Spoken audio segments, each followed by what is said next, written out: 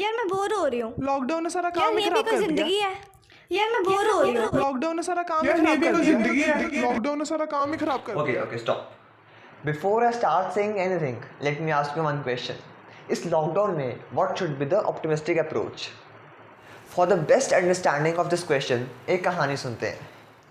एक बार की बात है, देवराज इंद्र किसानों से किसी वजह से नाराज हो बैठे और ये घोषणा कर बैठे कि अगले 12 वर्षों तक कोई वर्षा नहीं होगी और तुम खेती बाड़ी नहीं कर पाओगे।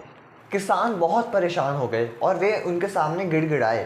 तो देवराज इंद्र ने कहा कि वर्षा तभी होगी अगर शंकर भगवान अपना डमरू बजाएंगे। परंतु देवराज इंद्र बड़ी चालाकी से पहले ही शंकर भगवान को ये कह चुके कि इन किसानों की सहायता मत करना। जब सारे किसान इकट्ठे होकर शंकर भगवान के पास गए तो उन्होंने मना कर दिया। वे दुखी होकर वापस अपने घर लौट गए। परंतु उन किसानों में से एक किसान ऐसा था जो प्रतिदिन अपने खेत में जाता, हल चलाता, बीज बोता, ये जानते हुए कि वर्षा नहीं होगी और कोई फसल नहीं उगेगी। सभी किसान उसको देखकर उसका मजाक उड़ाते। वे उसे कहते कि वर्षा तो होगी नहीं, तो तुम क्यों फालतू के प्रयत्न कर रहे हो। उस किसान ने बड़ा सुंदर उत्तर दिया। He answered that I know that rain will not happen, but I am doing it just for the sake of practice. And then, hearing this argument, माता पार्वती बहुत खुश हुए। उन्होंने भगवान शंकर को कहा कि प्रभु कहीं आप तो डमरू बजाना नहीं भूल गए। And Lord Shiva, in this anxiety, tried to play the डमरू. And the moment he played it, there was rain. और सिर्फ उसी किसान के खेत में से सबसे पहले फसल उगी। And rest all the farmers were very jealous of him.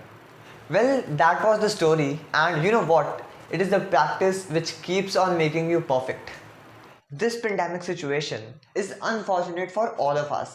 But what you do now is surely gonna be your fortune one day. Guys, let's not forget that this lockdown is for the people and not against the people.